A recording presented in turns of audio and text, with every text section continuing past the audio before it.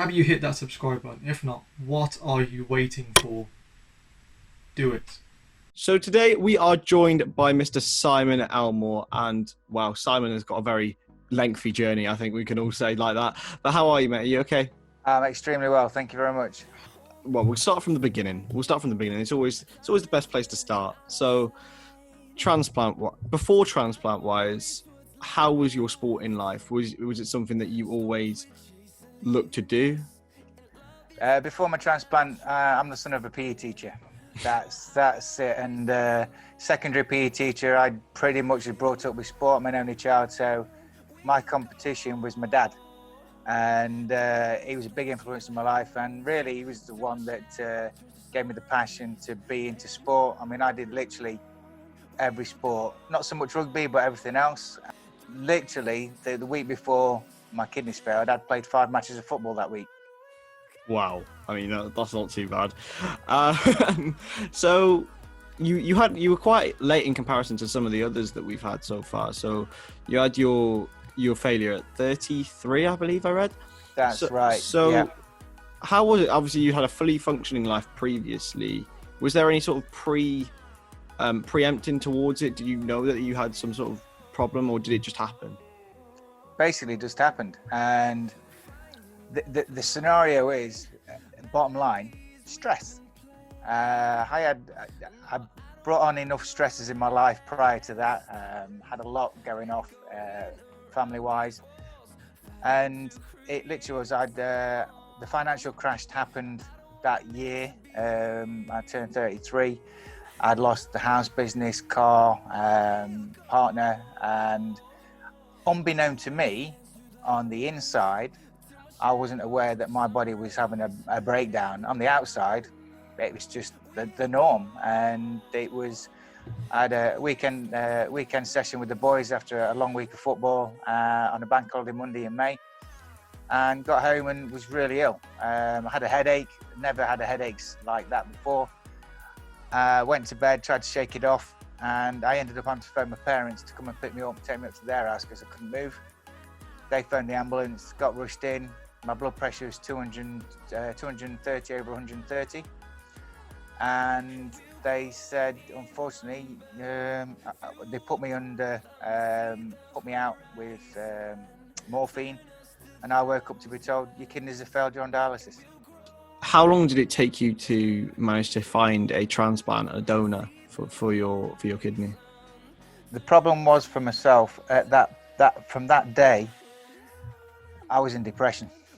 I didn't accept that my kidneys had failed. I wasn't prepared to do what I was told or anything anybody told me. I was 33. It shouldn't have happened to me. I was a selfish, ignorant, very self-absorbed person, and I hated the world, and nobody was going to tell me what to do. My life wasn't about to change. I had a tube sticking out my stomach and was told to avoid doing too much physical exercise, and nothing was going to stop me. I was just in a world of my own, and unfortunately, because of that, it took me 7 years to get a kidney. And most of the time, I wasn't even on the transplant list because I didn't play the game, didn't do as I was told. Went up to 17.5 stone, mostly of fluid, because I used to go out with the boys on a Friday, Saturday, Sunday and drink 14 pints of the vodka Red Bull because I thought I was big and clever and could do it. And it had a massive effect on me. You know, I didn't have the mental ability to cope properly, but I didn't realize it. That was the problem. And yeah, so obviously you had sport is always a backbone. So you got your transplant. Was it sort of a feeling of relief, or was it something that just had to happen? It was bizarre because I had a bad year, 2013. To be brief, I had a stroke which saved my life. I was told I might die over the next 6 weeks, any second, until I had an operation. I had a heart operation, died twice on the table.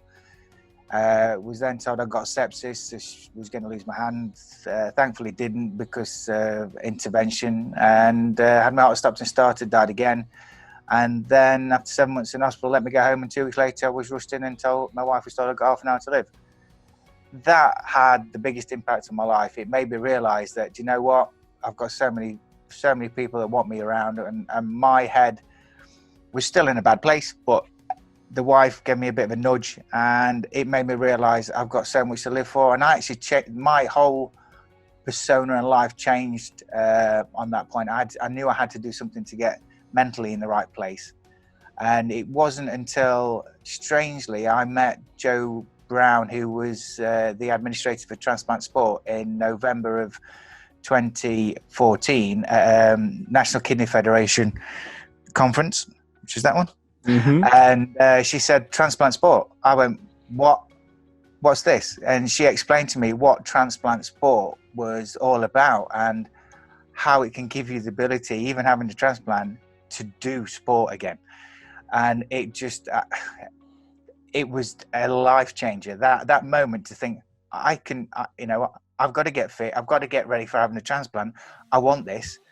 And she even told me of a job that was coming up as the kids coordinator for Transplant Sport. And at that point, I thought, I've got to apply for this. Even though I was dialyzing 4 times a week, 6 hours a time, I can do this. Yeah, I'm confident this is going to happen. But I applied, didn't get it at the time, which I can't fault him. But I'd actually made a mental promise that I was going to be fit, healthy, and ready for a transplant. I wanted a transplant in 2 months. I wanted to be fit. I wanted to be at the next British Transplant Games in the July of 2015. That was my goal, and I wanted to get to Argentina for the World Transplant Games. It's never going to happen. But it was a goal, it was a dream, it was a passion. So I changed my life totally, and did as I was told, followed the rules, got healthier, got fitter, and January the 22nd came along, and that was weird. The day before I had got the call, my dad had turned up on the 21st of January and said, I'm going to donate you my kidney. I went, brilliant. So I phoned the transplant unit at Nottingham and says, guys, Dad wants to start the process. Give us a call tomorrow and we'll have a chat. And the next morning at 10 o'clock, they phoned me at Derby because I was a renal patient at Derby and the transplant unit was Nottingham. And I got the call saying, we've got a kidney for you now. I went, whoa, I only phoned up yesterday to say my dad wants to start the process. No. We've got a kidney for you now. I was like, well, that was my 3rd call. I've had 2 calls before, but I wasn't mentally ready anyway. But this was it. It's like, this is meant to be. 6 days before the cut-off to qualify, to be able to have compete in the British Transplant Games, because you have to have had your transplant 6 months. I just went, this is fate. This is it. This is meant to be. Biggest smile on my face ever.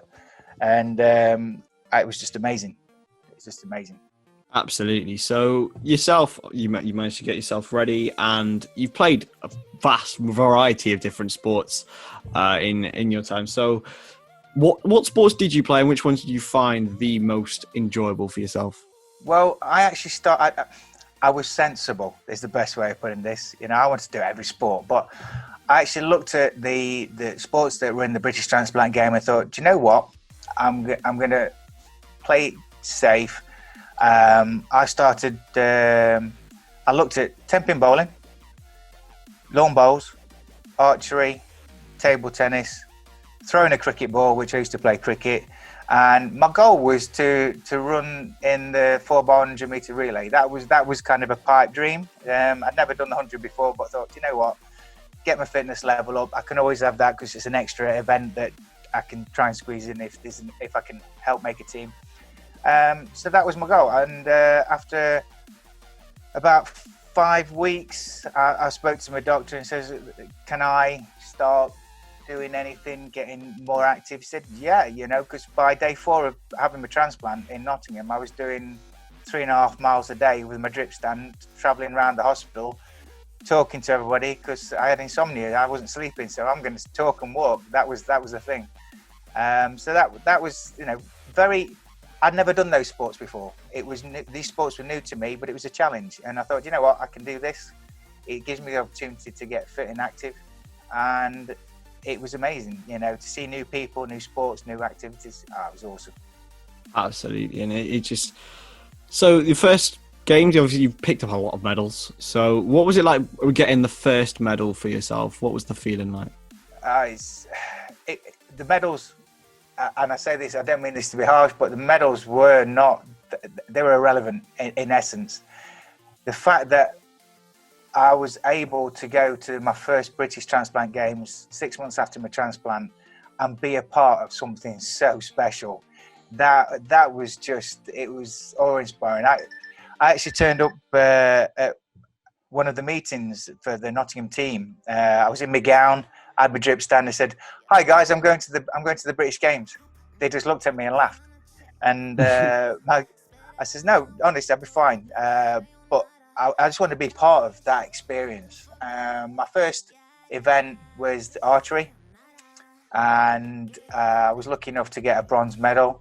It was brilliant, awesome experience. So it's inspiring, and the people around me, everybody was so supportive, and everybody got a story, and they wanted to give you as much information about what was happening and all the people around. I made so many new friends, and I realized that I'd become part of a new family, and that family is always there. And that was the biggest start.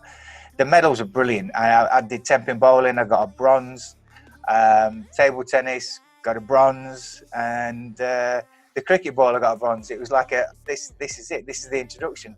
And on the athletics day, I was lucky enough to make up the numbers for a team, and we got a silver, and it was just wow, this is awesome.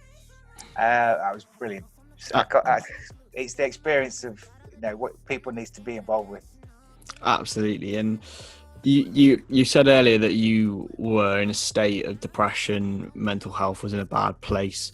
How much do you think the sporting side and physical activity had an impact positively on it? On dialysis, the biggest issue for me was not having anybody around my age to talk to that had actually gone through what I had. In my head, I was the only person that had kidneys that failed at that age and did sport and wanted to be fit and healthy. The mental side of it is incredible. And to have somebody there to talk to, I go into hospital at Derby and Nottingham, and if people want to talk, I'll listen. If they want to absolutely let off as much steam about depression and being in a bad place, I'll listen. And if they want to know what I did and the experience I had, I'll tell them.